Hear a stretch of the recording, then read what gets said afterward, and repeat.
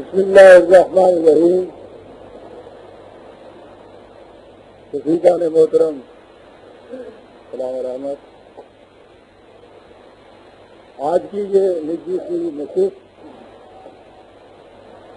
مجلس استفسارات کی یاد تازہ کرا رہی ہے، اگرچہ وہ تو نہیں ہو سکتی. ٹھیک ہے، تو آپ کو تیمم کی نماز میں بھی ہوتا ہے، لیکن باوضو تو بات ہی اور کچھ ہوتی ہے.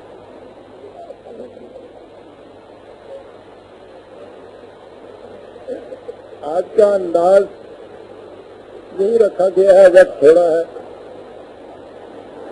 آزاد آتے ہیں تو انفرادی طور پر میرے پاس آتے ہیں، کوئی ایک بات پوچھنے کو، کوئی دوسری بات کی وضاحت چاہتا ہے. اکثر یہ ہوتا ہے کہ وہ مشترک ہی ہوتے ہیں، مسائل بھی سوالات بھی، تو مجھے ایک ایک کو الگ الگ اتنا وقت دینا پڑتا ہے. تو اس میں کفایت کرنے کے لیے، اکانومائز کرنے کے لیے یہ سوچا کہ اجتماعی طور پہ اگر وہ چیزیں میرے سامنے آ جائیں تو میرا وقت بچ جائے گا، اور وہ جو جواب ہے وہ آپ تمام احباب کے سامنے آ جائے گا. اس کا استفادہ ذرا اجتماعی اور کلی ہو جائے گا.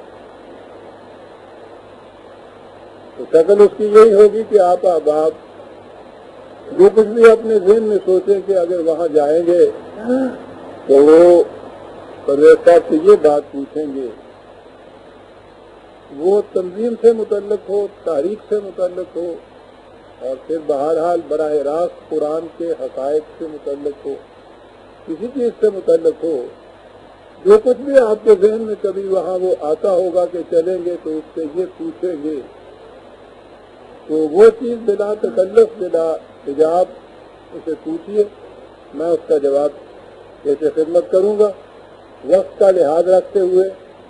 تو اس لیے کہ صبح کا تو پروگرام آپ کو معلوم ہے بڑا بھرپور ہے، اور یہ اس سے پہلی رات جو ہے وہ زیادہ وقت کے لیے میں جاگ نہیں سکتا.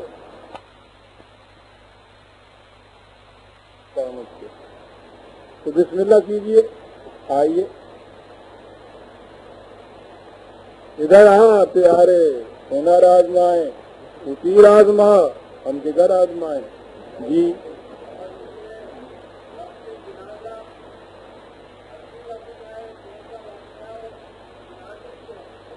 میرے بھائی کچھ زندگی کے متعلق پوچھیے. ابتدائی انا للہ و انا الیہ راجعون بیٹھ جائیے گا. آپ کے مرنے کے بعد میں آپ کو بتاؤں گا کیا معنی ہے اس کے. آپ کا اس وقت تعلق ہوگا، اس وقت تعلق ہے. بڑی بات سے گھومی آپ نے پیدا کی آج، کیا بات ہے؟ کوئی کھانا اچھا نہیں ملا؟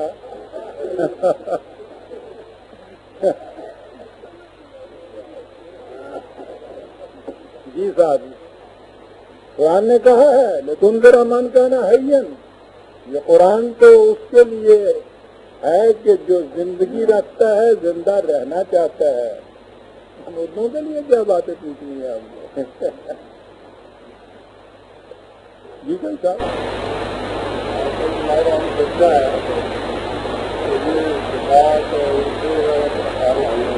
جی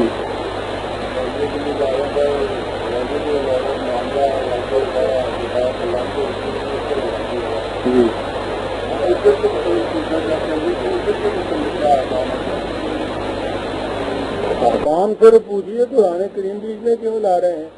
اس دور میں ان کے مسائل میں قرآن کریم معاذ اللہ کیا کہہ دیا آپ نے؟ سر بڑے بھولے واقع ہوئے ہیں آپ کا.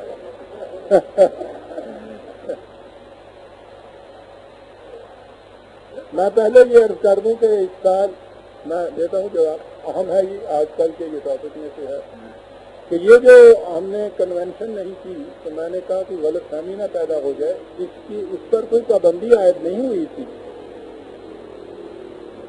بلکہ مقامی ایڈمنسٹریشن نے تو ہمیں اس کی اجازت دے دی تھی چاہیے. لیکن جو بعد میں احباب نے مل بیٹھ کے سوچا تو ہم نے دیکھا یہ ہمارے ان محفلوں کے لیے، ہمارے ان تقریبات کے لیے فضا کا پرسکون ہونا نہایت ضروری ہے. فکری بات مؤثر اسی صورت میں ہو سکتی ہے کہ سننے والوں کے ذہن میں ایک سکون ہو، ایک طلب ہو، ایک تڑپ ہو، ایک جستجو ہو، ایک تجسس ہو، پھر تو وہ مفید ہوتی ہے۔ اور جو اس وقت ہمارے ہاں کی فضا ملک کی ہے اس میں سکون نہیں، سکینت نہیں، اطمینان نہیں، تو اس لیے ایسی فضا میں یوں ہی سمجھے جیسے دھکڑ میں آدمی چلنے کی کوشش کرے، اس میں تو اگر لپٹا کے اپنے کپڑوں کو سنبھال لے تو اسے غنیمت سمجھنا چاہیے۔ تو ہم نے یہ خود فیصلہ کیا تھا کہ جب تک فضا پرسکون نہ ہو جائے، قبائل اس کے لیے مائل نہ ہو جائیں کہ اس قسم کی فکری چیزوں سے استفادہ کیا جائے، اس وقت تک کنونشن کا کچھ فائدہ نہیں ہوگا۔ باقی رہا اجتماع اپنے احباب کا، تو ہم نے سوچا کہ اس کی یہ شکل پیدا کر لیتے ہیں ہم، تو اس لیے اس کی جگہ یہ شکل پیدا کی ہے۔ یہ بات نہیں کہ کسی قسم کی ہم سے پابندی آئی ہوئی ہے۔ اللہ کا شکر ہے کہ کسی بات میں بھی اس وقت تک ہم پہ کوئی پابندی کہیں سے نہیں آئی۔ آپ نے جو فرمایا ہے کئی صاحب، آپ کو یاد ہوگا کہ یہ سن 51 کی بات ہے کہ جب ان کے 31 علماء کرام اکٹھے ہوئے تھے اور انہوں نے یہ ایک قرارداد پاس کی تھی کہ ملک کے پبلک لاز قرآن و سنت کے مطابق مرتب کیے جائیں گے۔ اور یہ میری بدقسمتی تھی کہ میں نے اس وقت یہ بات ان سے کہی کہ جو آپ کہہ رہے ہیں یہ ناممکن ہے، کتاب و سنت کے بغیر کے مطابق کوئی پبلک قوانین کا کوئی ضابطہ ایسا مرتب نہیں کیا جا سکتا جو تمام فرقوں کے نزدیک متفقہ طور پر اسلامی کہلا سکے۔ تو اس میں دہائی مچا دی گئی، طوفان برپا کر دیا گیا، منکر سنت ہے، منکر حدیث ہے، منکر ثان رسالت ہے، 10,000 علماء نے فتویٰ لگا دیا، یہ ہوا وہ ہوا۔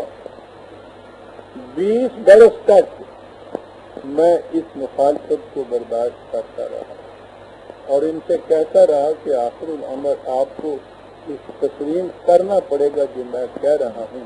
تو آپ کو معلوم ہے کہ اس کے بعد سن 70 میں مودودی صاحب نے جو پیش ہیں اس کتاب و سنت کے مطابق قوانین مرتب کرنے کے سلسلے میں، انہوں نے اس کا اعلان کیا تحریر میں اپنے پرچے کے اندر کہ کتاب و سنت کے مطابق پبلک لاء کا کوئی ضابطہ ایسا مرتب نہیں کیا جا سکتا جو تمام فرقوں کے نزدیک متفق ہے۔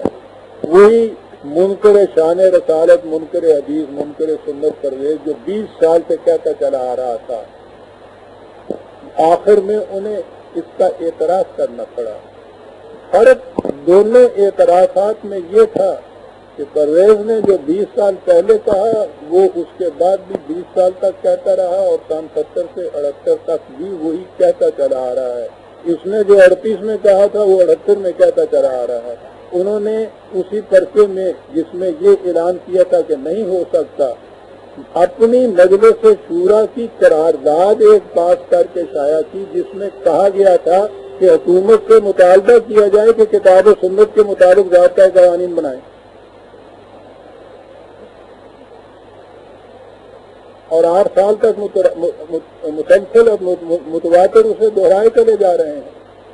اب بھی انہوں نے 3 مہینے ہوئے اپنے پرچے کے اندر یہ چیز پھر لکھی کہ یہ نہیں بن سکتا، اور پچھلے مہینے پھر ان کی مجلس شورا کا اجتماع ہوا اور اس میں پھر قرارداد پاس کی کہ حکومت سے مطالبہ کیا جائے کہ وہ کتاب و سنت کے مطابق ضابطۂ قوانین مرتب کریں۔ حالانکہ خود یہ کہہ چکے تھے کہ کہا جاتا ہے کہ صاحب مرتب نہیں ہو سکتا ضابطہ، ہمیں اقتدار دیا جائے تو ہم 24 گھنٹے میں یہ نافذ کر کے بتا دیں گے یہ ضابطہ جو ہے۔ شکل یہاں کوئی سب یہ ہے ان قوانین کی، یہ پبلک لاز ہے نا جو یہ بن رہے ہیں، یہ پرسنل تو نہیں ہے۔ اب پبلک لاز کے متعلق وہ تو ویسے تو بن نہیں سکتا، پھر کیا کیا جائے؟ انہوں نے کہا کہ فقہ حنفی کے مطابق لاز بنی بنائے ہیں، وہ تو لاز ان کو نافذ کر دیا جائے تھا۔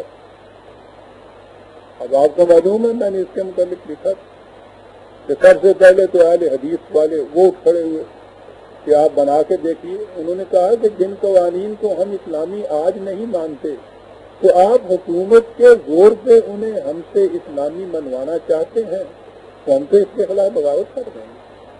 شیعہ حضرات نے الگ یہ چیز کہی۔ خود سنیوں کے اندر دیوبندی اور بریلویوں کا اختلاف جو ہے وہ ہمارے سامنے ہے۔ میں یہ اس لیے تمہیداً عرض کر رہا ہوں کہ اصل چیز یہ ہے کہ کیوں نہ بینند حقیقت رہے افسانہ کنند، کیونکہ وہ بات ہو نہیں سکتی، اس لیے اب وہ ادھر ادھر ٹال کے رخ موڑ رہے ہیں۔ یہ فقہ حنفی کے مسائل ہیں جن کو یہ چاہتے ہیں کہ یہاں نافذ کیا جائے۔ اب اس میں زکوٰۃ کی ایک شرح مقرر ہے، نصاب مقرر ہے، وہ اتنے روپے اور اس کے سال گزر جائے اور اس میں سے اتنے پرسنٹ اتنے فیصد وہ نکالا جائے، اسے تو زکوٰۃ کہتے ہیں۔ زمینوں کے متعلق ان کے ہاں یہ ہے کہ جو زمین کی جو فصل ہے اس فصل کا 10واں حصہ، اسے 10ویں حصے کو کہتے ہیں، وہ لے لیا جائے تو وہ زکوٰۃ ہو جاتی ہے۔ یعنی روپے پہ تو زکوٰۃ وہ ہوئی کہ وہ اگر اتنا روپیہ ہو، اور وہ روپیہ بھی کیا، وہ تو چاندی اور سونے کا نصاب ان کا ہاں ہے، وہ اب فٹ ہی نہیں بیٹھ رہا۔ 52 تولے چاندی پہ پڑ جاتی ہے نا، اور سونا 7.5 تولے پہ، تو 7.5 تولہ سونا تو کم از کم 5,000 روپے کا۔ شکریہ، بہت مالدار ہو، ٹھیک کہتے ہیں کراچی والے سب مایا دار ہیں۔ سونے کا بھاؤ کتنا رہا تھا؟ تو چاندی کا میں کس سے پوچھوں؟ پنڈی والے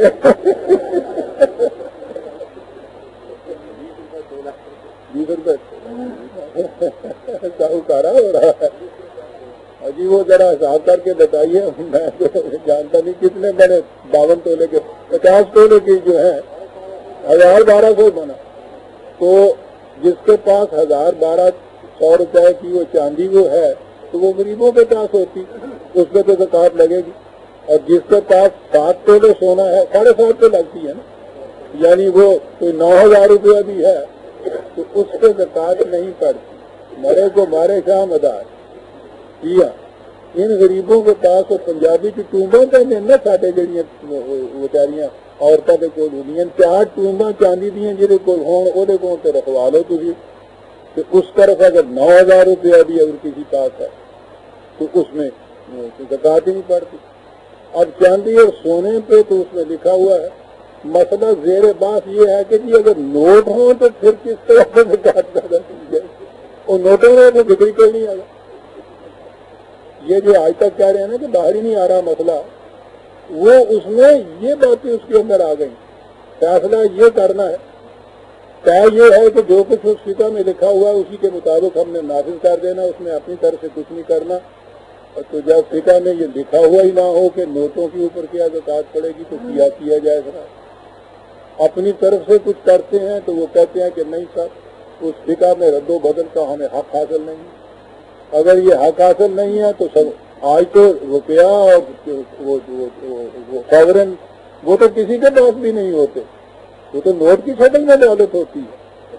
تو یہ جو چیزیں ہیں یہ اس فقہ کی روح سے چاہتے ہیں کہ اس زکوٰۃ کو متعین کیا جائے اور اس میں سے جو ذمہ داروں سے لیا جائے فصل کے اوپر وہ عشر کہلاتا ہے، تو وہ فصل کی زکوٰۃ ہوتی ہے، یہ مال کی زکوٰۃ ہوتی ہے۔ تو یہ ہے جو اس وقت زیر غور ہے ان سے۔ تو یہ چیز جو ہے بطور مسئلے کے میں نے بیان کی، اللہ کا احسان ہے مجھ پہ یہ چیز وارد ہی نہیں ہوتی۔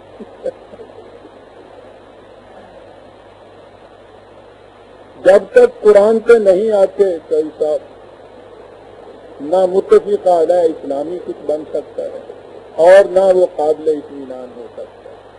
وہاں سوال ہی 52 تولے چاندی اور 7.5 تولے سونے کا ہے نہیں، نہ نوٹوں کا وہاں حساب ہے، نہ عشر کا حساب ہے۔ سوال ہی وہاں یہ نہیں، وہاں تو سوال ہی یہ ہے کہ جو کام دیے جائے کیے جاؤ، ضروریات زندگی وہاں پوری ہوتی رہے، کسی کے پاس پیسہ جمع ہی نہ ہو، زکوٰۃ کا سوال ہی پیدا نہ ہو۔ اب اس کے بعد یہ جمع بھی کرتے ہیں. آپ کو پتا اسی کا ہنسی میں جو کتاب ہے جس کے پہلے یہ لکھا ہوا ہے اس کے آخر میں ایک باب ہوتا ہے کتاب الحیل. اس میں لکھا ہوا یہ ہوتا ہے کہ یہ زکوٰۃ تو یوں ہو گئی نا. مسئلہ یہ ہوا کہ مال جو ہو اس پہ ایک پورا سال گزر جائے اور اس کی ملکیت میں رہے تو اس کے بعد اس میں سے یہ نکالو. سال نہ اس پہ پورا ہو تو پھر نہیں نکال سکتے.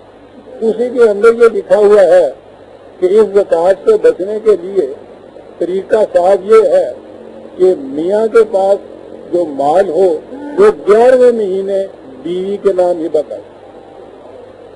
اس کے پاس 11 مہینے رہے زکوٰۃ نہیں پڑی, اس کے پاس ایک ہی مہینہ رہی زکوٰۃ نہیں پڑی, گھر میں رہا مال کا مال جتنا بھی ہے. اب یہ سوچا جا رہا ہے کہ اگر یہ قانون ہم نے بنایا تو یہ جو چیز ہے اس کو کیسے کور اپ کیا جائے گا. تو یہ ہے ساری چیزیں جو جی ہاں جی میں نے کہا اس سے آگے چلیں گے تو پتہ نہیں کیا کیا صورت ہوگی. تو ساری صورت یہ ہے جی ایک درمیان میں سے وہ جو بنیاد ہے آپ کے ہاں دین کی قرآن اس کو نکال دینے کے بعد 1300 سال سے یہ امت کی کشتی برباد میں پھنسی ہوئی ہے. ایک ہی جگہ چکر لگا رہی ہے, نہ دکھ جائے نہ درما راس آئے مگر خب کے دوا ہے اور میں ہوں. یہ ہو رہا ہے.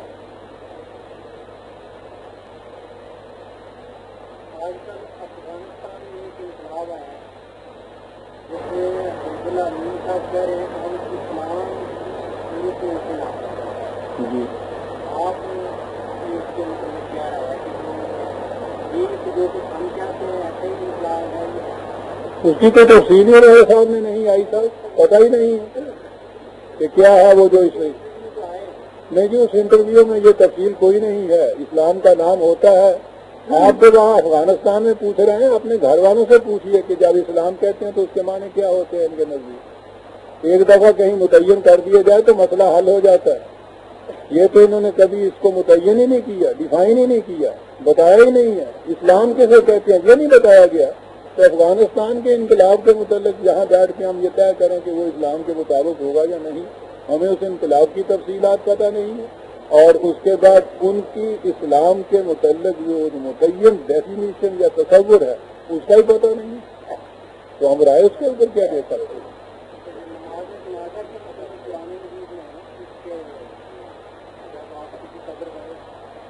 جی ہاں دعا کرنے کے لیے کہ ہاں ان منافقین کی قبر کے اوپر آپ کھڑے نہ ہو جائے دعا. جی وہ فرض کی حیثیت سے تو وہاں نہیں ہے. اس کو شرع میں فرض کفایہ کہتے ہیں کہ اگر کچھ آدمی بھی اسے ادا کر لے تو وہ سب کی طرف سے ادا ہو جاتا ہے. قرآن میں یہ فرض کی حیثیت سے یہ نہیں کہا, یہی کہا ہے کہ رسول اللہ صلی اللہ علیہ وسلم جو تھے اس سے نظر آتا ہے کہ آپ وہاں دعا کیا کرتے تھے, کیونکہ روکا گیا ہے کہ منافق کے قبر پہ آپ دعا نہ کریں. تو دعا کرنے کے متعلق یہ چیز ہے, یہ کوئی فریضہ نہیں ہے اور قرآن نے متعین طور پر اس کا حکم نہیں دیا.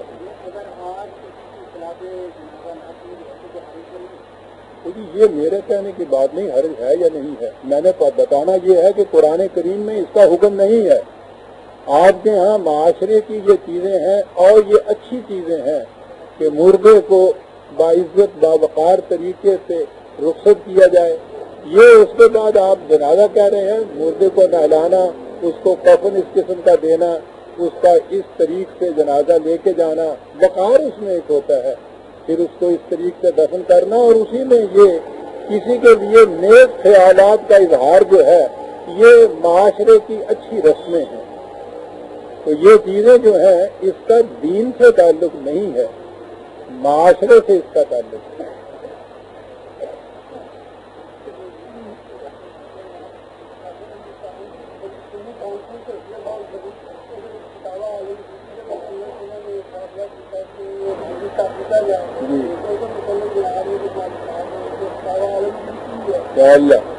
معلومات والی گل پوچھ لیتا ہے جن اسی کٹھے ہوئے ہے نا یہ سارے بھی جلد لے لین تو معلومات نہیں پتہ لگ سکتی. ایڈی وڈی ساری جو چیز ہے یہاں کا راز ہی ہوتا ہے کہ ایڈی وڈی ساری چیز بنا دے کہ اگلا وہ دکھی نہ کرے ڈر ہی جائے کہ ہے وہ فتاوی عالمگیری اورنگزیب کے زمانے میں یہاں آپ کے ہاں جب سے یہ وہ حقیقی اسلام کی مملکت یا حکومت گئی تو یہ فقہ آپ کے ہاں جو آئی تو فقہ حنفی عام طور پہ جو اکثریت آپ کے ہاں کی تھی مسلمانوں کی وہ فقہ حنفی کی پابند رہی، اور آپ کی سلطنتیں جو تھی وجود ایک آدھ کے جو شیعہ حضرات کی تھی، باقی سب یہ فقہ حنفی کی پابند تھی۔ تو اورنگزیب نے اپنے وقت میں فقہ حنفی کے ان قوانین کو جو چلے آ رہے تھے مختلف کتابوں میں، ان کو علماء کی ایک مجلس مقرر کی، اور انہوں نے ان کو بیٹھ کے انہی مسائل کو جو مختلف کتابوں میں تھے وہ ایک کتاب کے اندر مدون کیے۔ بڑی ضخیم کتاب ہے اور کتنی ہی اس کی والیوم ہے، تو ابھی تک تو وہ اردو میں نہیں تھی، اب اس کا ترجمہ بھی انہوں نے تیار کیا ہے یہاں کسی نے پبلشر نے، تو وہ ملتی ہے۔ ایک ایک کتاب اتنی بڑی ضخیم کتاب ہے، اور مثلاً پہلی 2 والیوم جو ہے میرا خیال ہے، یعنی ایگزیکٹ نہیں میں بتا سکتا، شاید کہ 2-2.5 ہزار تھا صفحے کی بھی شاید ہو، وہ تو باب طہارت کی بھی ہے جی۔ اصل گل تو نام تو ان کے بعد ابھی آیا جی نا،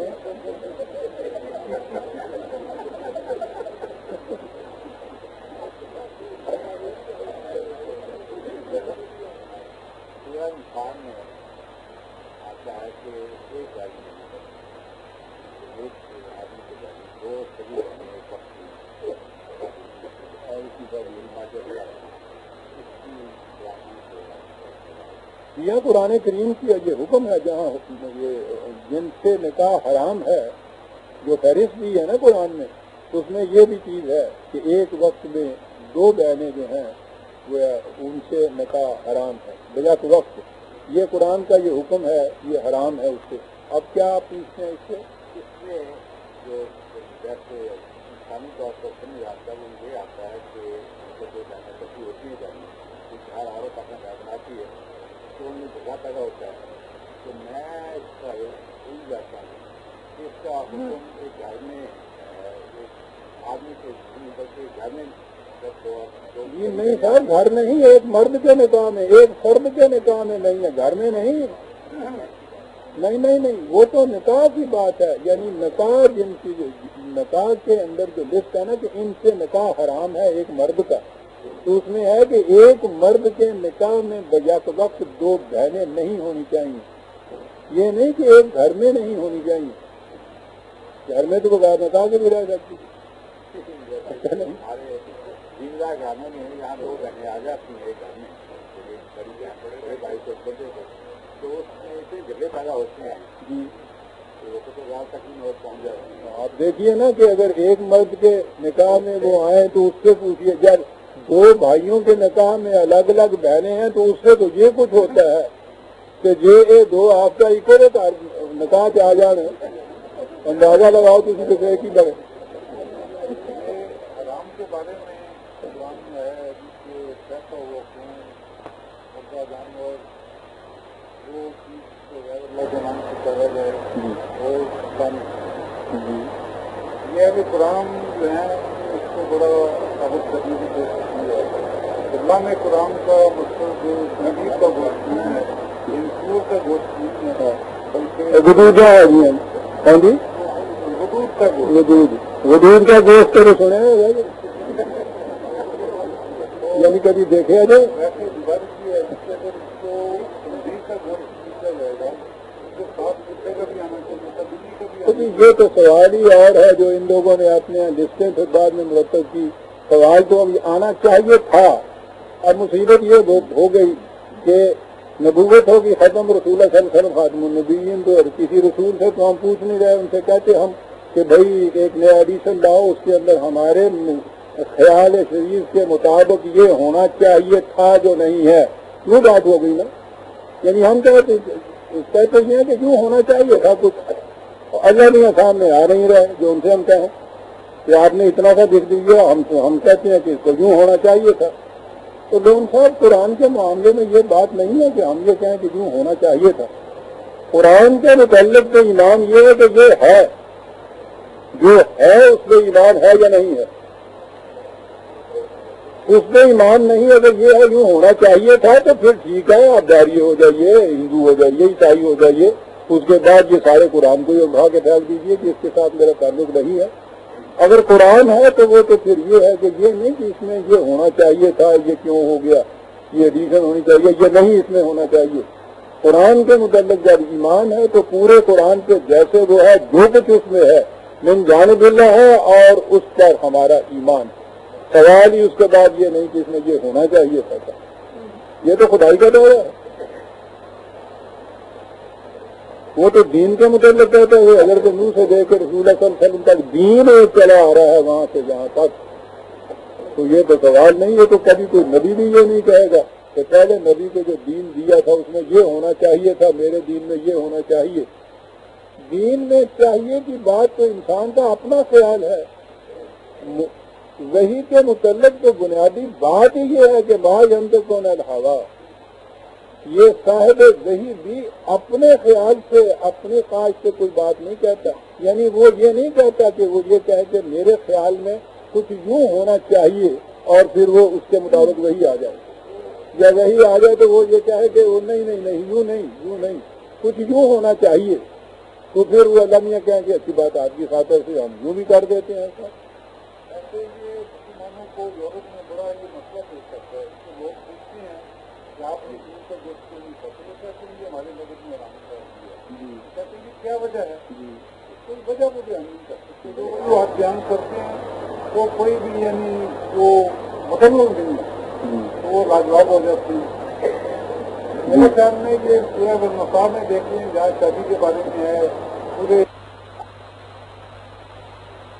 پورے رشتے بھی نہیں ہیں۔ اگر یہاں بھی یعنی مراد تھا اس سے، تو وہ جو پہلی 3 چیزوں کا ذکر ہوا ہے اس کا تو یعنی کوئی یعنی رفت نہیں ہوتا، وہ تینوں یعنی الگ چیزیں ہیں۔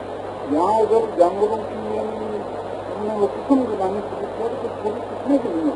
آپ کے نزدیک میں سارے حرام ہونا چاہیے تھے نا، ویسے وہ بات رہ گئی۔ ویسے اس میں یہ ہے کہ جو جگالی جانور نہیں کرتے وہ حرام ہوتی، وہ آگے تو چھوڑیے کہ وہ جو ہے اہل قرآن کے آگے چیزیں آگے لاتے ہیں۔ آپ یہ کہتے ہیں نا کہ اس کے بعد وہ ساری فہرست بھی ہونی چاہیے تھی، ٹھیک ہے، تو آپ کے فقہا جو ہیں انہوں نے اس سے زیادہ لمبی فہرست مرتب کر دی۔ خدا یہ کہتا ہے کہ کون ہے جو ان چیزوں کو حرام کرے؟ بڑے دھیرے سے کہا گیا ہے کہ کسی انسان کو حق حاصل نہیں ہے۔ آپ سمجھتے ہیں یہ حرمت کا مسئلہ کیا مسئلہ ہے؟ پوری نو انسانی کے لیے، یعنی جو بھی ان کو مانے گا، قیامت تک کے لیے ان کی آزادی کو ختم کر لینا ہے کہ تم یہ نہیں کھا سکتے۔ خدا کے سوا کس کو اختیار ہو سکتا ہے اس چیز؟ اس نے یہ اختیار اپنے پاس رکھا، اس نے یہ اختیار رسول کو بھی نہیں دیا۔ اپنے اختیار کے مطابق جو صرف خدا کو حاصل ہو سکتا ہے کہ وہ انسانوں کو پابندی عائد کرے، اس نے یہ پابندیاں عائد کر دی، اور اس میں کم از کم پابندی والی بات جو ہے یہ عائد کی۔ اب اس کے بعد یہ آئے ہمارے ہاں کے فقہا، انہوں نے یہی بات جو آپ نے فرمائی نا کہ نہیں یہ بھی حرام ہونا چاہیے، یہ بھی حرام ہونا چاہیے، حرام ہونا چاہیے اس متعلق وہ فہرستیں مرتب کی ہوئی ہیں آپ کے حرام اور حلال کی، اور اس کے بعد آج تک یہ پھر وہ آپس میں اختلاف پڑا۔ یہ پچھلے سال طلوع اسلام میں میں نے دیکھا تھا کہ گوبے میں جو بات چلی ہوئی تھی سنیوں کے 2 فرقوں کی کہ کوا جو ہے حلال ہے یا حرام، اور پھر انہوں نے کہا تھا کہ وہ جناب مناظرے ہوئے، مباحثے ہوئے، اور للہ الحمد کے انہیں بڑی یہ کھاتے ہوئے اس معاملے میں، اور انہوں نے پھر کوے پکا کے کھلائے سب کو۔ غنیمت آپ نے چشمدید کہا، یہ نہیں کہا کہ میں نے کھائے ہیں ان کے ساتھ، آپ نے صرف دیکھا ہی ہے یا کوئی تکلم برت گئے آپ لوگ، یعنی مذاق دین کو بنا دیا۔ ان کو پتہ نہیں کہ حرام کے معنی کتنی بڑی پابندی ہے، شاید ایک انسان پہ نہیں، قیامت تک کے لیے آنے والے اربوں انسان جو اس کو مانے گے اسلام کو، اس کے اوپر ایک پابندی لگا دینی ہے صاحب۔ کس کو اختیار ہو سکتا ہے اس چیز کا خدا کے سوا؟ تو وہ وہی ہے جی جہاں تک قرآن نے کہا، اس سے آگے کچھ نہیں۔ ہمارے خیالات میں یوں ہونا چاہیے یا نہیں ہونا چاہیے، وہی کے معاملے میں یہ بات نہیں آتی۔ وہ ہے اگر وہ آپ کی پسند ہے کہ یہ ٹھیک ہے، معقول ہے، ایسا ہی ہونا چاہیے، تو ایمان ہے اس چیز پر۔ اگر یہ چیز یہ ہے کہ نہیں ایسا تو ہے لیکن یہ ایسا ہونا چاہیے، یہ ایمان نہیں ہے وہی چیز پر۔ پھر تو جو ہماری مصلحت ہے اس کے مطابق ہونا چاہیے نا۔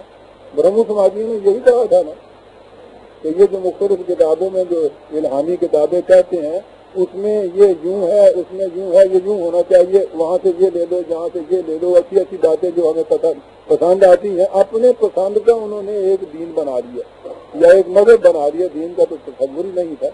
سوال تو ہے نہیں دین میں یہ کہ میرے نزدیک یوں ہونا چاہیے، سوال یہ بات ہے تو پھر دین اور اسلام اور ایمان کا ہے کہ لیے آپ اپنی آزادی کو برقرار رکھیے، میرے نزدیک یوں ہونا چاہیے، ٹھیک ہے آپ یہ کیجیے، لیکن جب آپ کسی ایک متعین دین کے پابند ہیں تو پھر اس دین کی جو کتاب ہے اس میں تو یہ بات نہیں ہونی چاہیے کہ اس میں میرے نزدیک یوں ہونا چاہیے تھا، وہ ہے اور اس پہ ہمارا ایمان۔ جی ہاں جی، کس کو جی؟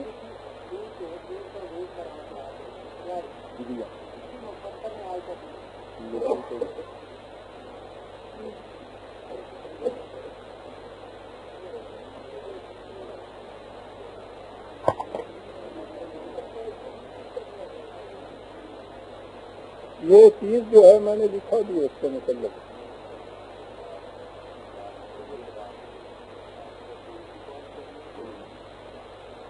یہ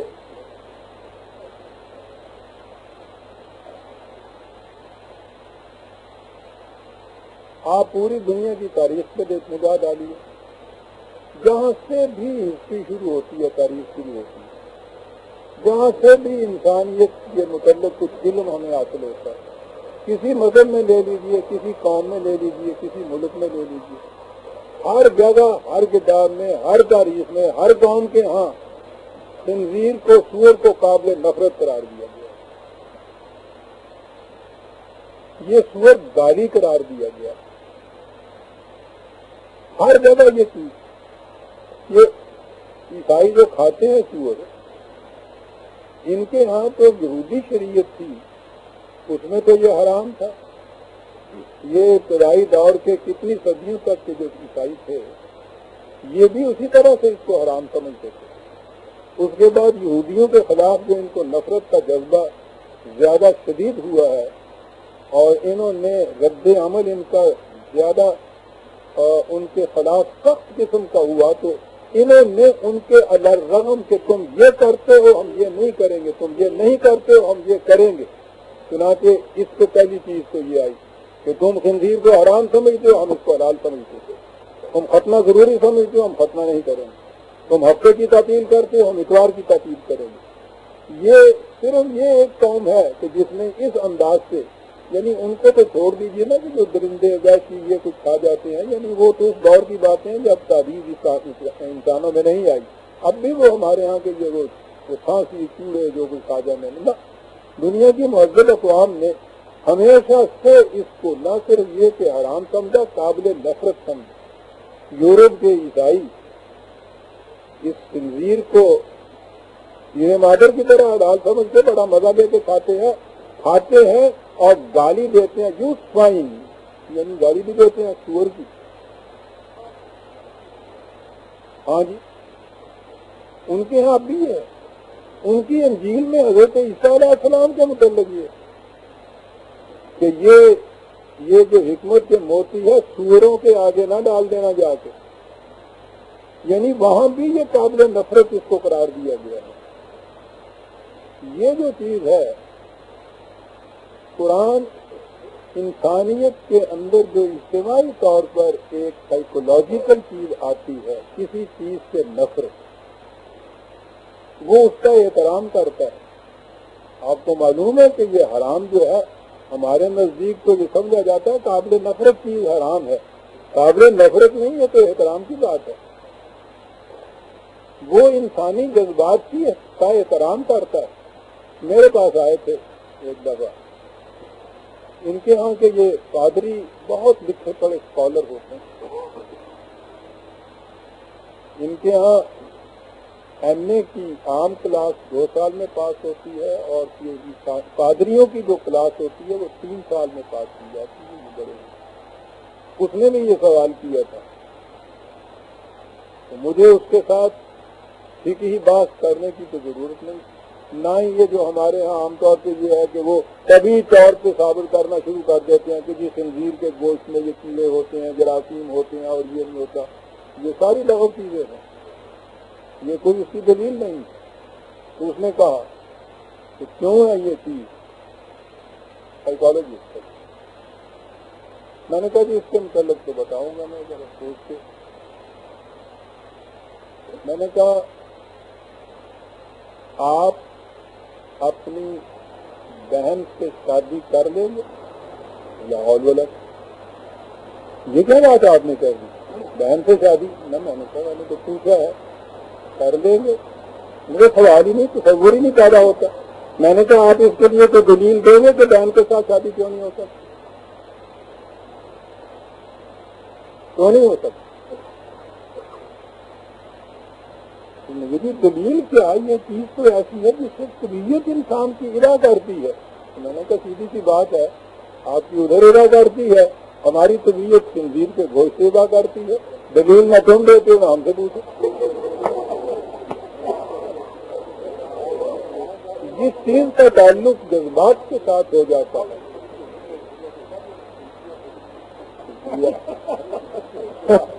کھانے سے پہلے یا کھانے کے بعد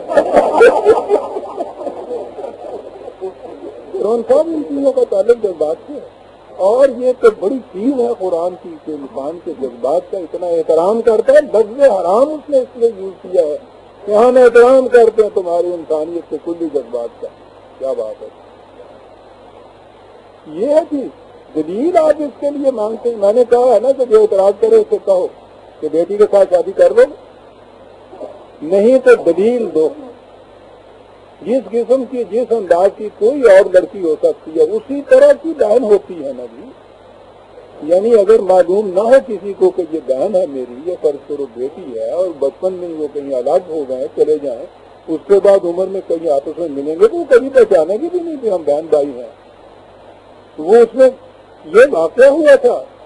آپ کو یاد ہوگا طلوع اسلام میں نے لکھا تھا ایک دفعہ، وہ انگلینڈ میں جو چھوٹے بچے 2 جو تھے جنگ کے زمانے میں وہ چلے گئے تھے کینیڈا اور الگ الگ ہو گئے تھے، بڑے ہو گئے، کہیں اتفاق سے مل گئے، انہوں نے شادی کر لی. شادی کے بعد 2-3 بچے بھی ان کے ہاں ہو گئے. اس کے بعد کہیں سے یہ معلوم کرتے کرتے کوئی بات ان کی آئی کہ وہ ہم بہن بھائی ہیں. یعنی وہ چیخ اٹھے تھے صاحب اخباروں میں، وہ رو رہے تھے کہ خدا کے لیے ہمیں بتاؤ ہم اس طرف سے کیسے نکلیں کہ ہم نے آپس میں شادی کر لی. پادری جا کے ان کو سمجھاتے مناتے تھے تو وہ نہیں مانتے تھے اس کے لیے. یعنی اتنا سخت کرب ہوتا ہے انسان کے جذبات کے اوپر جب ٹھیس لگتی ہے تو دلیل اس کے لیے اگر کوئی مانگے کہ کیوں بھائی کبھی طور پر ایک دوسری لڑکی یا اس لڑکی میں فرق کیا تھا بلا کر، اور اب تک تمہیں معلوم نہیں تھا کہ یہ بہن ہے، کیا فرق تھا اس میں یا کسی اور لڑکی کے ساتھ جو تم شادی کر لیتے تھے؟ کبھی طور پہ کوئی فرق نہیں. دلیل کوئی نہیں آپ دے سکتے یہ کیوں ہے. انسانی جذبات کا احترام ہے، اور یہ وہ جذبات ہیں انفرادی نہیں ہیں. بعض جذبات کلی ہوتے ہیں، پوری انسانیت میں کسی طرح سے وہ آتے ہیں، عالمگیر انسانیت میں وہ آتے ہیں.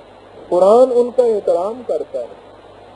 تو یہ وہ جو چیزیں ہیں، یہ 3 چیزیں جو ہیں اسی طرح سے خونخوار مردار خار، ان چیزوں کو بھی آپ دیکھیں گے اس میں قابل نفرت چیز ہوتی ہے. بڑا خونخوار واقعہ ہوا، درندوں سے ساتھ اس کا تشریح ہوتی ہے، اور مردار خار کو آپ دیکھیں قابل نفرت. یہ 3 چیزیں تو اس نے یہ بتائی ہیں. چوتھی چیز ہے جہاں قرآن کی انفرادیت آتی ہے اور اس کا تعلق عقیدے سے ہے، خدا کی توحید، کہ خدا کے سوا کسی اور نام کی طرف منسوب کیا ہوا. ان تینوں کے ساتھ ملا کے اس نے کہا ہے کہ وہ بھی اسی طرح سے حرام. مسلمان کی صورت یہ ہے کہ یہ جو ہے 3 ان میں سے باقی تو ایک کرو، جیسا بھی اسی پرچے میں نے لکھا ہے کہ وہ سور کا نام نہیں لیتا، سور خنزیر کا کوئی تصور نہیں کرتا صاحب، لیکن یہ جو غیر اللہ کے نام کی طرف منسوب کی ہوئی چیزیں ہوتی ہیں ان کے لیے پوچھئے نہ کہ ان کو یہی نہیں کہ بڑے اطمینان سے کھاتا ہے، بڑا مقدس اور متبرک جانتا ہے. یعنی یہاں تک پہنچ گئی ہے یہ قوم کہ وہ جسے بنص صریح قرآن حرام قطعی قرار دے رہا ہے اسے یہ تبرک سمجھتے ہیں، مقدس سمجھتے ہیں. کتنا اس کو متبرک سمجھتے ہیں. اپنے ہی اہل جاہلیت کا اس واقعہ سناتا ہوں، بس میں بھی کہتے میں نے بیان کیا. میری تو پہلی یادی عمر انہیں خانقاہوں کے اوپر گزری.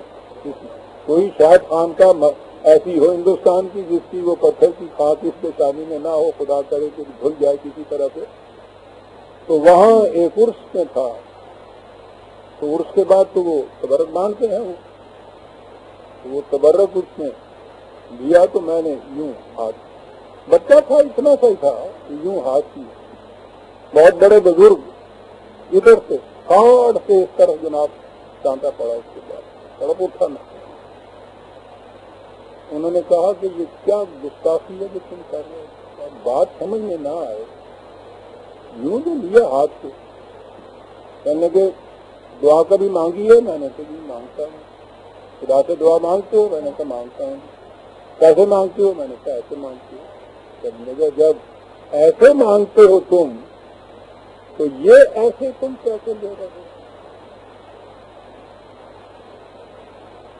وہ جو حرام مطلق ہے اس کو ایک ہاتھ سے لینا اس کے نزدیک، یعنی اس کا مقام وہ جو خدا سے مانگنے کا جو انداز تمہارا ہوگا اس انداز سے اس قبر والے کے سامنے ہاتھ کرو اور اس میں اس کا تبرک لو.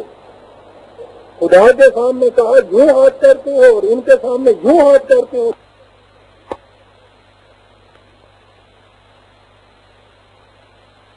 تو اور کیا ہوگا؟ مسلمان تو یہاں تک پہنچ چکا ہے. اب اس کا چھڑانا جو ہے امتحان سے اصل چیز تو یہ ہے کہ یہ قرآن کی نص صریح ہے. میں کہتا ہوں کون سا مسلمان ہے جس کا اس کا علم نہیں ہوگا؟ تو یہ عام مسلمان تو نہیں. اگر بڑے بڑے برگزیدہ صوفیاء کرام نہ لیں تو یہ جو ارباب شریعت آپ کے یہاں کے ہیں یہ بھی تو سب کچھ وہاں جا کے جو کرتے ہیں. نہ وہ کہتے ہیں وہاں کسی کو ضرورت ہوتی ہے کہنے کی کہ یہ حرام ہے قرآن کی روح سے، نہ وہ اسے حرام قرار دیتے ہیں. وہ وہ پکاوے کی دیگیں لیے چلے جاتے ہیں، یہ وہاں لوٹ رہے ہوتے ہیں صبح شام دن رات سارا سال ہو رہا ہے یہ غیر اللہ کے نام پہ جو کچھ ہے. تو یہ وہاں سے ان سے یہ چھڑا دینا جو ہے یہ ہے اصل چیز. اور جب یہ عشربوا فی قلوبہم العجل، وہ بچڑے کی محبت جب دل کی گہرائیوں میں چلی جاتی ہے تو اس کو تو پھر ایک طرح بڑا پیغمبر بھی نہیں نکال سکتا تھا. یہاں تک پہنچ گئی ہے یہ مسلمان قوم. یعنی یہ بات جو ہے کہ وہ خنزیر کے سور کے حرام ہونے میں دلیل نہیں دی جا سکتی یا دلیل نہیں دی جاتی، یہاں آگے یہ رکتا ہے. وہ جو اس کے ساتھ چوتھا حصہ اس کا ہے اس کو لپٹ کے لیتا ہے، خود جاتا ہے، وہ خود چڑھاوے چڑھاتا ہے، تبرک لیتا ہے، کھاتا ہے. ساری دنیا یہ کرتی ہے. سب سے زیادہ متبرک چیز وہ ہوتی ہے جو غیر اللہ کے نام پہ منسوب ہوتی ہے تمہارے. تو یہ ہے علم صاحب، اس کا تعلق جذبات سے ہے انسان سے، اور جذبات کے لیے منطقی دلیل نہیں دی جا سکتی.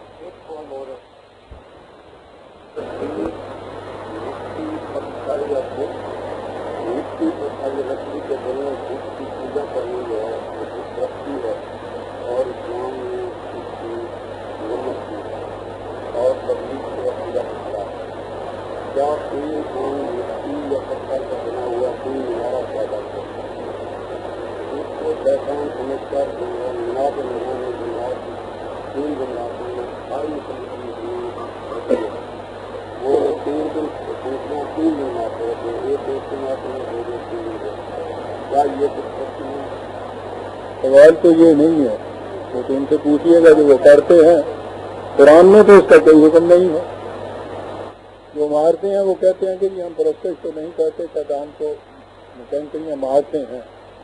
تو بات تو بت پرستی کہنے سے تو میں نے کہا میرے عزیز وہ تو یہ کہہ دیتے ہیں نا کہ یہ بت کی پرستش نہیں ڈالتے، ہم تو بت کو جوتیاں مارتے ہیں اور لہریوں کو جوتیاں نہیں مار دیا جن تو نال 500 دوا میں کٹ دیا جن تو ایک کتاب ہے، یہ پرستش نہیں ہے، بلکہ کیا کہنے کی بات یہ ہے جو وہ کرتے ہیں ان سے پوچھنے کی بات یہ ہے کہ یہ آپ کیا کرتے ہیں، یہ کیا کرتے ہیں، کیوں کرتے ہیں؟ سوال جو ہے جی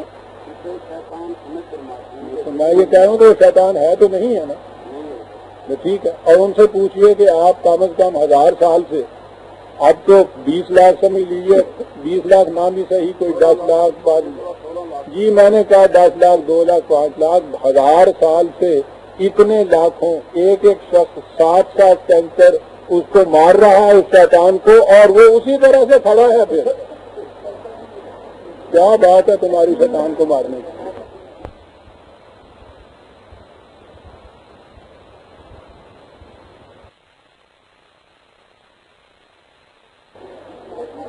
یعنی اندازہ لگائیے کہ یہ امت مسلمہ 1000 برس سے ایک اس کو 3 کم از کم 7 سینچریاں مارتا ہے وہ، اور جب بھی وہاں صبح جاتے ہیں وہ اسی طرح سے بھیڑ کھڑے گا کھڑا ہنس رہا ہوتا ہے، کیا کرتے ہیں عزیزم؟ یہ بات بت پرستی کی نہیں ہے، بات جہالت کی۔ ہم سے پوچھئے کہ یہ کیا کرتے ہیں آپ، جواب نہیں کہ جی وہ ایک روایت بنائی ہے جی، اور وہ روایت بھی دل روح کانپ اٹھتی ہے اس کو سن کے کہ حضرت ابراہیم علیہ السلام لیے جا رہے تھے وہ بچے کو ذبح کرنے کے لیے، تو وہ شیطان نے راستہ روکنا چاہا اور انہوں نے شیطان کو بھگانے کے لیے پتھر مارے۔ سنیے تو صحیح، پیغمبر کے متعلق یہ تصور کہ وہ شیطان کو اس طرح سے کوئی فزیکل باڈی سمجھ رہا تھا جو پیچھے چلا آ رہا ہے اور وہ اس کو پتھر مار رہے ہیں، تو اب وہ کہتے ہیں یہ بھی وہ سنت ابراہیمی ہے جو اس نے نہیں مارا۔ اب پوچھنا یہ ہے کہ وہ ایک خدا کا پیغمبر شیطان کو جو پتھر مارتا ہے، رجم اس کا کرتا ہے، اور شیطان کا کچھ نہیں بگڑتا، وہ اسی طرح چلا جا رہا ہے۔ پھر اس کی امت والے جو ہیں 1000 برس سے لاکھوں کی تعداد میں اس کو ہر سال، بلکہ میرا خیال ہے کہ ہر روز بھی جا کے وہ مارتے ہیں، چلا آ رہا ہے یہ سارا قصہ جو ہے۔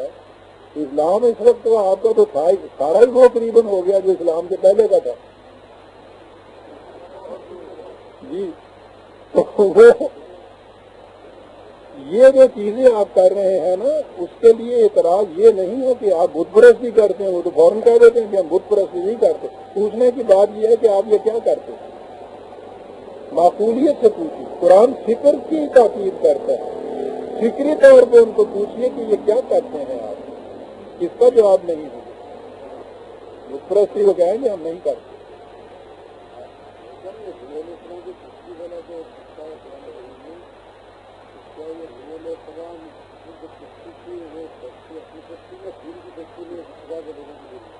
حضرت نوح علیہ السلام وہ تو جی وہ کشتی کے متعلق تو خود خدا نے یہ کہا ہے کہ ہم نے اسے کہا کشتی بناؤ ہماری وحی کے مطابق، ہمارے آنکھوں کے ہماری زیر نگرانی، پھر اس کشتی کے اندر فلاں کو لا دو، اس میں یہ چیزیں رکھو، یہ پانی پہ تیرے گی۔ پھر وہ تیرتی ہوئی کشتی چلی گئی، تو وہ ساری کشتی یہی تھی نا جیسے کشتیاں ہوتی ہیں۔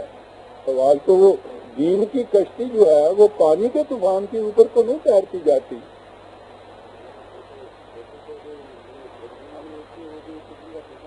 اسی قسم کی بات نہیں، قرآن نے تو اس کو سچمچ کی کشتی کہا ہے کہ جس کے اندر انہوں نے لادنا ہے۔ بیٹے سے کہا ہے کہ آؤ اس کشتی کے اندر سوار ہو کے بچ جاؤ گے۔ تو سوال تو وہ یہ نہیں کہ وہ دین کی کشتی تھی، پانی طوفان تو جو تھا وہ تو یہی پانی تھا، یہی طوفان تھا نا، یہ تو سب کچھ تھا۔ قرآن میں یہ ہے کہ پانی یوں برسنا شروع ہو گیا، طوفان اتنا آیا، تموج ہوا، تلاطم ہوا، اور اس کے بعد اس کے لیے ہم نے یہ کہا کہ اس طوفان سے، اس کشتی کے ذریعے سے تم محفوظ رہ سکتے ہو۔ اس میں اور چیزوں کو اس نے لادا، پھر وہ جا کے ٹھہری ایک جگہ پہاڑ کی چوٹی کے اوپر یا چٹان کے اوپر۔ تو یہ ساری چیزیں تو یہ کبھی اس قسم کی کشتی جیسی کشتیاں ہوتی ہیں وہی کشتی تھی، مجازی بات نہیں ہے کہ دین کی کشتی میں لاد کے وہ لے جائے۔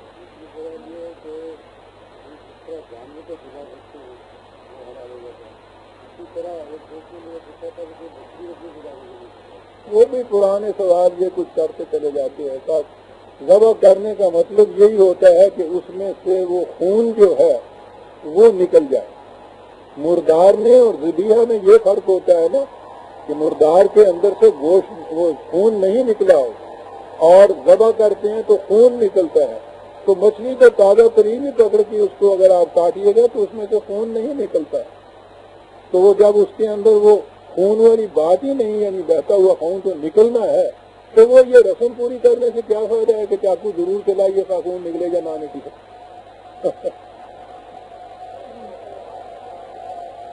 جی میں نے سن نہیں رہا. ہاں جی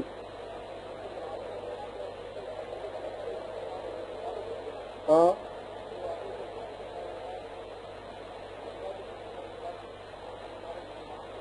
جی آپ کے پاس نہیں ہوتا نا جو ان کو زندہ مانتے ہیں. مجھ سے کہو مجھ پہ اعتراض کرے پھر اسے بتاؤں میں کہ جی وہ تو ٹھیک ہے جو چیزیں انہوں نے آپ سے پہلے منوا رکھی ہوئی ہیں انہوں نے منوایا اس لیے تھا کہ آپ کے پاس جواب کوئی نہ ہو. اسے تو آپ مانتے چلے جاتے ہیں اور جب اس کے بعد جواب نہیں ہوتا تو پھر پرویز صاحب سے پوچھتے ہیں.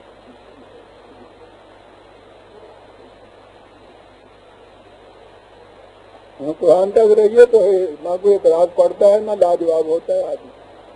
بہت اللہ کفر اس نے کہا ہے کہ وہ ہکا بکا تو وہ رہتا ہے جو کافر ہوتا ہے قرآن کا مومن کبھی ہکا بکا رہ سکتا کہیں. یہ زنجیریں آپ نے خود گھر کے اپنے پہنا رکھی ہیں اندر بیٹھے ہوئے ہیں اندر سے کنڈی لگا رکھی ہے اور رو رہے ہیں کہ صاحب باہر کیسے نکلیں باہر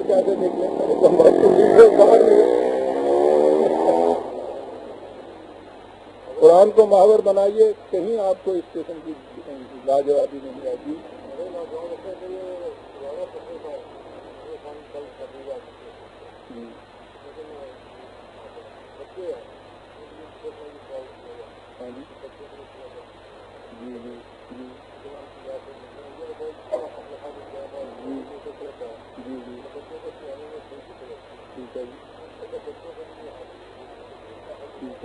لیے ہو ہر چیز کے لیے اس کی بھی ضرورت ہے. بابا جی یہ کیوں نہیں کہتے آپ اس کی ضرورت ہے کیوں نہیں کرتے. بچوں کے لیے ضرورت ہے کیوں نہیں کرتے. لندن والے کہتے ہیں انگریزی میں ضرورت ہے کیوں نہیں کرتے.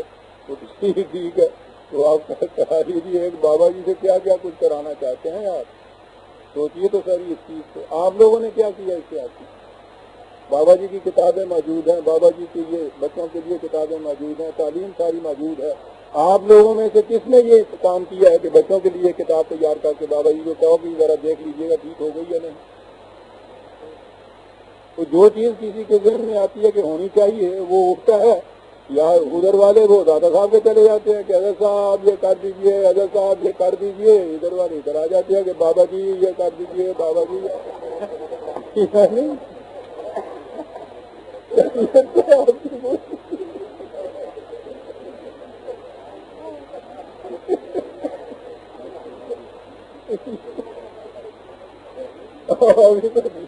جیتے بھی ہے بابا جی کا پتہ نہیں مزاج بنا تو کیا بنے. جی میرے عزیز یہ کام جو ہوتے ہیں اجتماعی طور پہ کوآپریشن پہ ہوتے ہیں. بچوں کے لیے لکھنے والے موجود ہے فاتحہ موجود ہے. میں نے اپنی بساط کے مطابق اتنا کچھ دے دیا ہے باہر.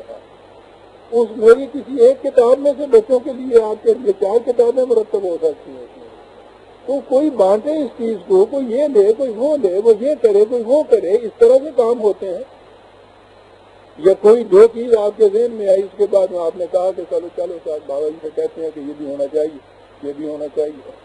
یا کوئی پوچھے کہ آپ نے یہ نہیں کہا تو کہہ دیا کہ جی ہم نے تو ان سے کہا تھا تو انہوں نے یہ بھی نہیں کیا. تو یہ چیز کوآپریشن سے ہوتی ہے. ایک فرد نہیں کرتا.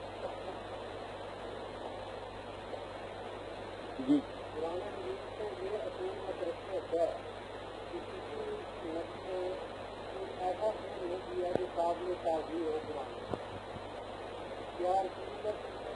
مقدمہ بنایا تھا جبکہ مقدمہ بنانے کا زمین ہے یا کسی کے اندر میں کسی مقدمہ کی بیوی سے حقیقی ہے جبکہ اس دنیا سے رکھا ہے.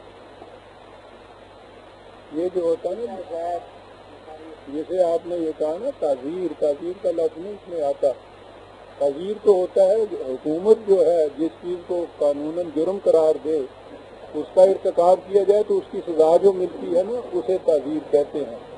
یہ جو چیز ہے آپ اس کے لیے وہ اصطلاح جو ہے نا جو معصیت ہوتی ہے، تو پہلے اگر خدا کا حکم آ گیا ہوا ہو کہ متبنہ نہیں بنایا جا سکتا اور وہ متبنہ بنائے تو یہ معصیت ہوتی ہے.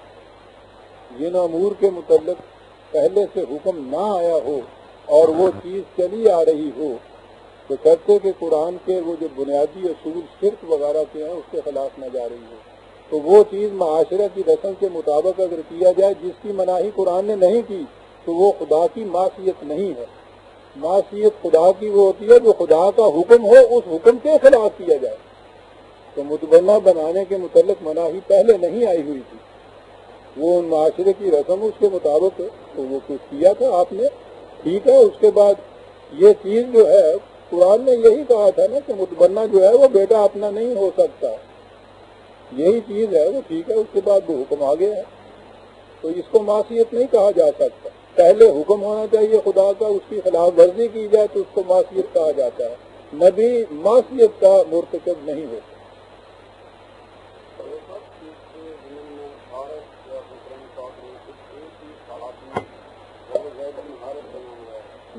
اور اس میں یہ ہے کہ سب سے پہلے قرآن پاک میں ہے کہ جو فیصلہ خدا کا رسول کرتے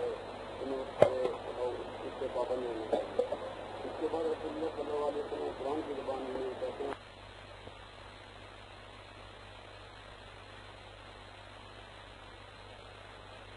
وہ ٹھیک ہے جی بتائیے جی صاحب یہ ٹھیک ہے. آپ یہ سب آیت یہی ہے کہ آپ خدا کا رسول فیصلہ جی مجھے پتا ہے اس آیت کا بھی ٹھیک ہے. سن لیجیے نا، یہ سوال وہ ہے ایک چیز ہوتی ہے خدا اور رسول، خدا کا رسول فیصلہ کرتا ہے. ایک بات ہوتی ہے کہ رسول کسی کو مشورہ دیتا ہے. مشورے کے معاملے کے اندر آزادی ہوتی ہے، جی چاہے مانو جی چاہے نہ مانو. فیصلہ جب وہ دیتا ہے بحثیت رسول سے تو اس میں پھر یہ آزادی نہیں ہوتی. اسے ماننا ہوتا ہے، اسے نہ مانا جائے تو معصیت ہوتی ہے. یہ جو رسول اللہ نے کہا تھا مشورہ دیا تھا کہ ایسا نہ کرو، زیادی کو نہیں دیا تھا رضی اللہ تعالیٰ عنہ. اور بھی روایات میں آتا ہے آپ نے تو ایک براہڑا لونڈی سے بھی یہ کہا تھا کہ تو اپنے وہ مالک کو چھوڑ کے چلی آئی ہے، اس نے کہا ہے کہ تم چلی جاؤ اس کے پاس. تو اس نے یہ پوچھا تھا کہ آپ یہ حکم دے رہے ہیں بحیثیت رسول کے یا مجھے مشورہ دے رہے ہیں آپ؟ تو آپ نے کہا کہ نہیں، رسول کی حیثیت سے حکم نہیں میں دے رہا، میرا مشورہ ہے کہ تم مانو. تو اس نے کہا کہ شکریہ آپ کا، پھر میں اپنے معاملات کو آپ سے بہتر سمجھتی ہوں. اور وہ بھی ہنستی ہوئی چلی گئی. آپ نے بھی جا کے اسے کہہ دیا کہ نہیں بھائی وہ نہیں راضی ہوتی اس کے بعد. تو مشورے اور حکم میں بڑا فرق ہوتا ہے.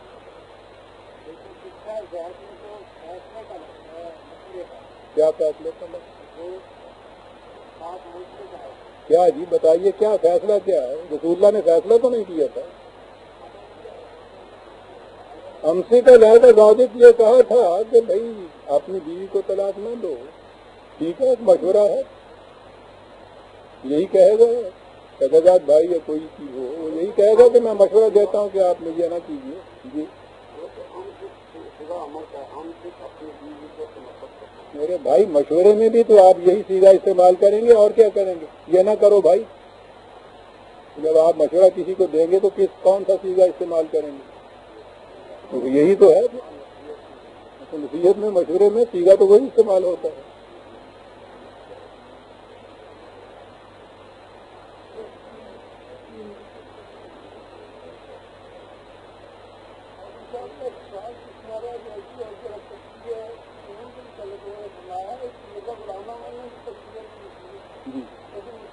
تو پوچھیں گے میں تو میرا نا ہی ہے صرف، اور میں ختم کاریتا ہوا کرے کوئی پڑھے کوئی.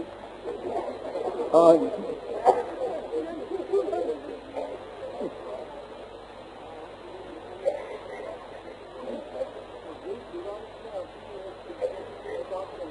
ویلڈیرون نے ہاں جی ہسٹری آف فلاسفی میں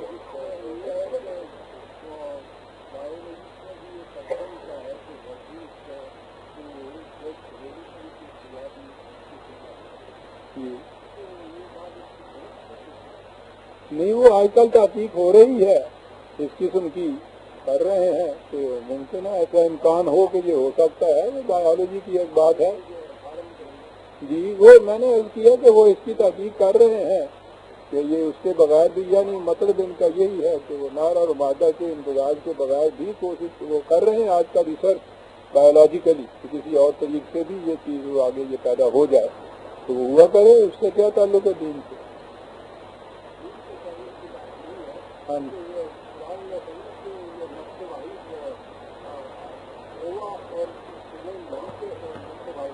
نہیں صاحب وہ تو نفس واحد تو اپنی جرثومہ جو ہے پہلا سیل جو ہے وہ تو ہوتا ہی واحد ہے. وہ مل کے ایک نہیں بنتا وہ پہلے ہوتا ہی واحد ہے. نفس جو واحد ہے کہا یہ جو پہلا سیل جو ہے نا لائف کا وہ ہوتا ہی ایک واحد ہے. وہ یونٹ ہوتا ہے.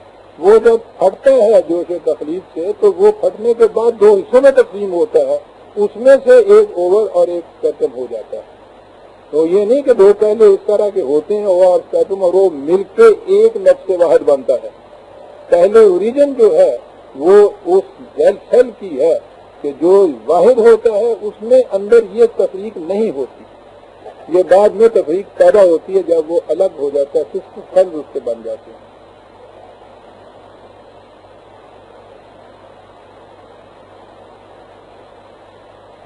جی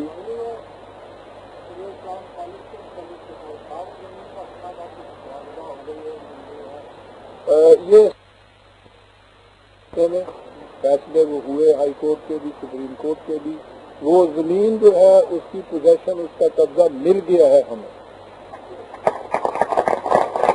اب اس کے بعد وہ پہلے وہ جو علاقہ تھا وہ جو لاہور ڈیولپمنٹ اتھارٹی ہے وہ اس کی جورسڈکشن سے باہر تھا. تو جو ہی ہم نے وہ ہمیں قبضہ وہ ملتا تو ہم اس کے اوپر اپنی مرضی کے مطابق اپنی کالونی کالج بنانا شروع کر دیتے. اب وہ ان کے جورسڈکشن کے اندر آ گیا ہے تو اس لیے ان کے جو قوانین ہیں کہ اس طرح کا وہ ٹاؤن شپ ہوگا اس قسم کا اس میں وہ کنڈیشن ہوں گی یہ شرائط ہوں گی سڑکیں چھوڑی جائیں گی یہ ہوگا وہ ہوگا وہ ان کے قاعدے ضابطے ہیں. تو اب وہ ان قاعدے ضابطوں کے مطابق آگے ہم چل سکیں گے. تو وہ ہم کر رہے ہیں کوشش کہ ان سے اس کی اجازت مل جائے. یہ صورت تھی ورنہ زمین کا قبضہ ہمیں مل گیا ہے. اللہ کا شکر مبارک دیتے ہیں تو پھر میں منتقل کروں گا. میرے سامنے بیٹھے چھپ کے جو مستحق مبارکباد ہیں چودھری محمد حسین طارق صاحب صحیح اپریسیشن دینی چاہیے تھا. اس قدر محنت کی ہے انہوں نے اس زمین کے قبضہ دینے میں. ورنہ وہ عدالت کے فیصلے جو ہیں کاغذوں کے اوپر ہوا کریں صاحب. آپ کو بھی تو معلوم ہے مقدموں میں فیصلے جو وہاں ہو جاتے ہیں اس کے بعد ڈگریاں اجرا کرانے میں یہ کرنے میں پھر کیا کچھ ہوتا ہے کتنا وقت لگتا ہے کئی سال لگ جاتے ہیں صاحب. یہ انہوں نے اور ان کے ایک دوست اور ہیں انہوں نے مل کے ساتھ دن رات کی کوششوں کے بعد ان لوگوں نے کم از کم وقت میں کیا 3 مہینے بھی نہیں لگے تھے کہ اس کے اندر پورا قبضہ 2 دفعہ لیا. ایک دفعہ کالج کی زمین کا ایک دفعہ کالونی کی زمین کا اور وہ پھر ڈپٹی کمشنر کو ساتھ لے جا کے ایس بی پولیس والوں کو ساتھ لے جا کے تمام ریونیو کے آفیسر ساتھ لے جا کے 2 گھنٹے کے اندر اندر یہ سارے قبضے کی مرحلے کی انہوں نے طے کی. پوچھو نہیں کیسے چھپے چھپے آپ کے یہاں یہ دیکھتے ہیں.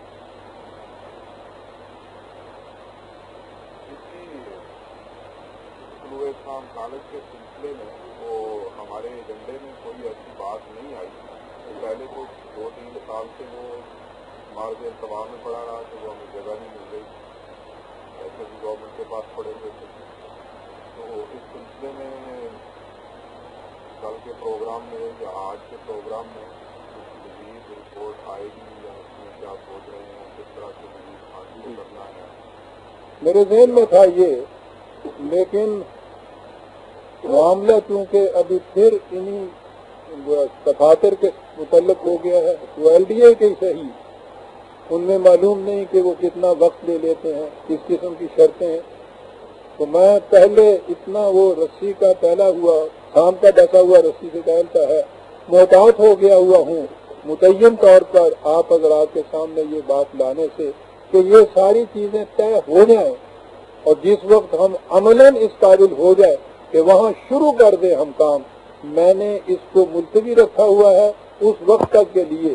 یہ جس دن معاملے طے ہو گئے، عملاً ہم نے شروع کرنا ہوا کام، تو وہاں آپ حضرات کے ہاتھوں سے سنگ بنیاد رکھایا جائے گا۔ اس وقت میں یہ بتاؤں گا کہ اب آپ کے کرنے کا یہ کام وقت آ گیا ہے، آئیے۔ اس کے لیے لاکھوں روپے کی ضرورت پڑے گی۔ آپ کو معلوم ہے کہ عمارتوں کا خرچ اب جو ہے کتنا بڑھ چکا ہے اس زمانے کے مقابل میں۔ اب یہ کوئی آسان بات نہیں ہوگی، لیکن میں نے یوں کہہ دیا عام معیار کے مطابق آسان نہیں ہوگی۔ آپ حضرات کے نزدیک تو کوئی بات مشکل ہے ہی نہیں، یہ آسان ہوگی آپ کے نزدیک میں، لیکن میں اس وقت جھولی پھیلاؤں گا آپ کے سامنے جب یہ سارے مراحل طے ہو جائیں گے۔ ورنہ جس دن یہ پوزیشن ملی تھی اسی دن یہ ارادہ تھا کہ میں اسی ایشو میں طلوع اسلام کے آپ حضرات کے سامنے جھولی پھیلاتا اور کہتا کہ لیجیے عمر کے آخری حصے میں اب بھیک مانگنے کے لیے آیا ہوں آپ لوگوں کے سامنے، لائیے یہ ایک کام کرنے کا ہے۔ یہ جو میں نے 30 سال 40 سال یا 50 سال جو کچھ میں نے کیا، 20-25 سال آپ حضرات نے کیا ہے، یہ ایک ننھا سا دیا ہم نے جلایا ہے، اس کو آئندہ کے لیے آخر تک جلتے رہنا جو ہے اس کا دار و مدار آپ کے اسی کالج کے اوپر ہے جانا۔ اس میں یہ تعلیم جو ہے جب طالب علموں کی حیثیت سے آگے بڑھے گی وہ نکلیں گے اور وہ پھیلائیں گے اس کو، اصل کام کرنے کا وہ اب آ رہا ہے۔ تو میں وہ مانگوں گا آپ سے، لیکن اس وقت جب یہ سارے مراحل دفتروں کے جو ہیں وہ طے ہو جائیں گے، انتظار کیجئے۔ یوں ہی ہم اس سے یہ نکلے اسی ایشو کے اندر میں یہ چیز آپ کے سامنے پیش کروں گا اور اس وقت پھر میں آپ سے مانگوں گا، اور پھر یعنی مانگوں گا نہیں، زبردست چھینوں گا آپ لوگوں سے، جھوٹوں گا آپ لوگوں سے عمر بھر کی ایک آرزو، پتہ نہیں کب سے یہ چلی ہوئی ہے، آئندہ کے لیے ایک ہی مستقبل کے لیے روشنی کی کرن ہمارے سامنے ہے، درس گاہ کالج۔ تو اس کے اندر تو معلوم نہیں آپ نے کیا کچھ کرنا ہے، لیکن اس کا وقت وہ آئے گا، تو مجھے اس کا انتظار ہے جی کہ وہ ہو جائے تو پھر میں بات کے باہر دکھاؤں۔ ان کا کچھ پتہ نہیں ہوتا کیا کیا الجھاؤ پیدا کر دیتے ہیں۔ یہی انہی میں اگر وہ وقت نہیں ہے میں اگر بتاؤں کہ کیا کیا الجھنیں انہوں نے پیدا کی۔ ہائی کورٹ کی سپریم کورٹ کے فیصلے ملنے کے بعد بھی سپریم کورٹ کا فیصلہ ہمارے حق میں، اور دوبارہ وہ ہائی کورٹ میں جا کے رٹ ہمارے خلاف کرتے ہیں اور اسٹے آرڈر لے آتے ہیں۔ یہاں تو یہ کچھ ہو رہا ہے، یعنی کسی کو بھی کچھ ہونا ہے تو وہ کہے نا کہ مہاراج جی رنجیت سنگھ کے زمانے میں کی گلا کر دے تھی، میں کہ رنجیت سنگھ ہے کچھ کس طرح کر سکتا ہے کہ اسی بہت اگے آ گئے ہیں، گوا گرو جی نام نال جی بڑا کرپا ہے یہ سارے حال سے۔ سپریم کورٹ کے فیصلے کے بعد ہائی کورٹ میں جا کے رٹ دے کے اسٹے آرڈر لے آئے ہمارے خلاف۔ جہاں یہ کچھ ہو سکتا ہے وہاں بھائی صاحب وہ میں ڈرا ہوا ہوں کہ یہ بھی ہو ہی جائے تو پھر میں بات آپ سے کروں، پھر مانگوں گا۔ اتنے میں تیاری کر لیجیے، بات میں کہتا نہیں تھا کہ لوا لی انہوں نے تو پھنس گئے بھائی جی آپ کے کیا آ رہا ہے ڈاکٹر صاحب، وقت کام کرنے کا وقت آ رہا ہے انشاءاللہ آپ دیکھیں گے۔ پھر یہ آپ کے ہاں کی کنونشن میں وہی ہوا کرے، وہ ایک نئی کروٹ لے گا آپ کی تاریخ، آپ کا جو انقلاب ہے بڑی چیز ہو جائے گا۔ 9-10-20 ہو گئے گھنٹہ بھر تو ہو ہی گیا۔ ہاں جی سوشل نیچر ہے، ہاں جی ہم سے بہت سے لوگ چاہتے ہیں کہ زندگی کو گزارا جائے کہ اسلامی آف لائن گزرے، لیکن ہمارے معاشرے میں آ کے مواقع نظر آتے ہیں اور نہ میرا خیال ہے ہماری لائف ٹائم میں بھی ایسے غیر اسلامی معاشرے میں کوئی ایسا نہیں نظر آتا کہ ہم دوسری کوئی کام کریں جس سے کہ ہماری چیزوں کی ڈیولپمنٹ ہو اور فیوچر ہمارا مرنے کے بعد کی زندگی جو ہے اچھا کر سکتے۔ تو انڈیویجول طور پہ کیا کوئی ایسی ایفرٹ کی جا سکتی ہے یا ایسے اسلام میں کوئی اکثر ہے جس سے کہ ڈگری 100% نہ صحیح وہ 10-15% ہی فیوچر کچھ بہتر ہو.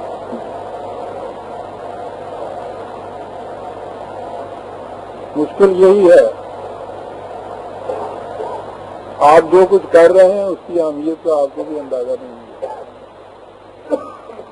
13 سال تک مکے کی زندگی میں نبی اکرم صلی اللہ علیہ وسلم اور آپ کے صحابہ نے جو کچھ کیا، اگر اس کے بعد اسی معیار کے مطابق دیکھا جائے گا کہ نہ کوئی نظام بنا، نہ اسلام عمل کے اندر وہاں کوئی آیا، نہ کوئی دین کی شکل بنی، بس وہ واز کرتے رہے، تبلیغ کرتے رہے، اور اس کے بعد محاصل 13 سال نبوت کی زندگی کے قریباً 60% ہو جاتے ہیں، اور نبی بھی آخر الزمان جس کے بعد نبی نے نہیں آنا.